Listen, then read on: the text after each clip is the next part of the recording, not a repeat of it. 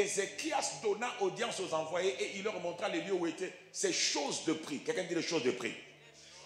L'argent et l'or, les aromates et l'huile précieuse, son arsenal et tout ce qui se trouvait dans ses trésors. Il n'y eut rien qu'Ézéchias ne leur fit voir dans sa maison et dans tout ce domaine. Note bien, il y a l'armement et puis il y a les trésors. Quelqu'un dit il y a l'armement et il y a les trésors. En faisant cela, Ézéchias n'a pas su qu'il a attisé la convoitise et l'appétit de son ennemi. Parce que tu vois, à l'époque royale, chaque roi, déjà la grandeur d'un roi se quantifie dans la quantité des biens qu'il possède, la grandeur des terres qu'il possède et dans le nombre de serviteurs qu'il a. C'est pourquoi tu vas voir, quand on parle de Salomon, quel que soit ce que les rois venaient avec comme trésor présent auprès du roi, vous vous rendez compte que les narrateurs de la Bible prenaient le soin d'insister sur certains points du genre que la reine de Séba a regardé les serviteurs de Salomon, comment ils s'habillaient. Tu vois ça? Toutes ces choses-là, ça reflétait la grandeur du roi. Et tu verras aussi que la reine de Saba, quand elle est venue, elle n'est pas venue les mains vides. Parce que c'était le langage du roi. Un roi doit présenter l'opulence. Un roi, quand il vient, il ne peut pas venir les mains vides comme ça. Il ne faut pas que tu le prennes pour un pauvre. Il faut que tu considères qu'il a des moyens. Il a un royaume. C'est pour cette raison que quand elle a quitté chez elle, même si elle venait juste pour une visite de courtoisie, une visite diplomatique ou civile, elle a mené des richesses. Mais comme ça ne suffisait pas, quand elle a vu Salomon, Salomon a reçu, il n'y a pas de problème. Mais Salomon ne l'a pas laissé partir comme ça. Salomon lui a aussi démontré que l'homme que tu es venu voir, c'est un roi. Pas n'importe quel roi. Salomon lui a donné aussi des présents. Comme pour dire que non, ce que tu m'as donné, je les double ou je les triple. C'est une façon de te montrer la grandeur. C'est ça le roi. C'est ça le langage du roi. Il va te montrer ses terres. Tu vas voir les terres. Il dit mon royaume comment de là, de là, de là. Tout ça pour t'émerveiller. Maintenant, quand les rois allaient en campagne, je nous ai dit une fois ici, leur but c'est d'annexer les autres royaumes, d'élargir leurs terres. Et quand ils arrivaient à annexer les territoires, tout ce qui était dans ces territoires devenait à eux. Et ils avaient pour mission, leur objectif primordial, comme pour le roi, c'était la maison des trésors. Parce que tout l'or qui est là-bas, il doit les prendre. Les annexer à ces trésors à lui. Maintenant, Ézéchias, en faisant ce qu'il a fait là, il n'a pas su qu'il a attisé la convoitise. Le roi dit, les ambassadeurs disent, c'est-il pas beaucoup de richesses? Oh, c'est-il pas beaucoup d'argent? Et puis il a ce type de munitions. Ah non, mais ça c'est sérieux. Tu dois comprendre qu'Ézéchias c'est l'un des pionniers dans la fabrication de certaines armes militaires à l'époque. Donc il avait une technologie militaire que les autres n'avaient pas.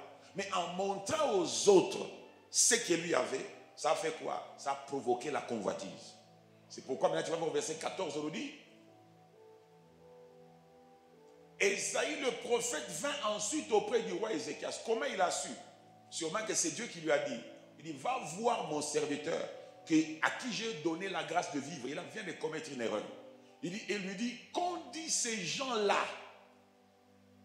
Et d'où sont-ils venus vers toi? Ézéchias répondit, ils sont venus d'un pays éloigné de quoi? De Babylone. 15.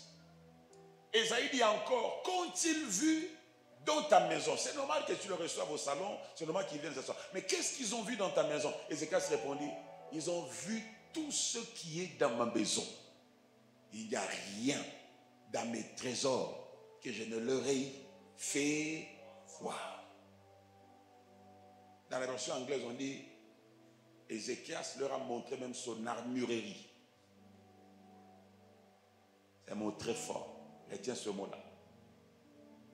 Il n'y a rien dans mes trésors que je ne leur ai fait voir. 15. Alors Esaïe dit à Ézéchias, écoute la parole de l'Éternel. 17. Voici, les temps viendront où l'on emportera à Babylone tout ce qui est dans ta maison et ce que ton père aura amassé jusqu'à ce jour. Et l'on prendra de tes fils qui seront sortis de toi, que tu auras engendrés pour en faire des eunuques dans le palais du roi de Babylone. Tu es avec moi maintenant? On est ensemble, n'est-ce pas? Je t'ai fait le portrait. Je t'ai fait le dessin de l'histoire.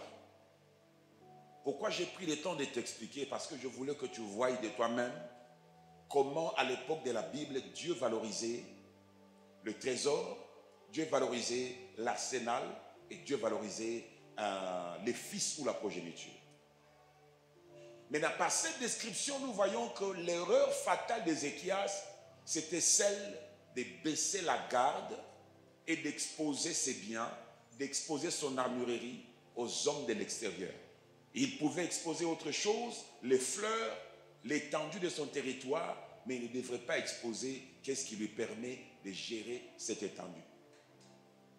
Maintenant, viens avec moi dans les livres de Matthieu, chapitre 12, le verset 29. Écoute ça.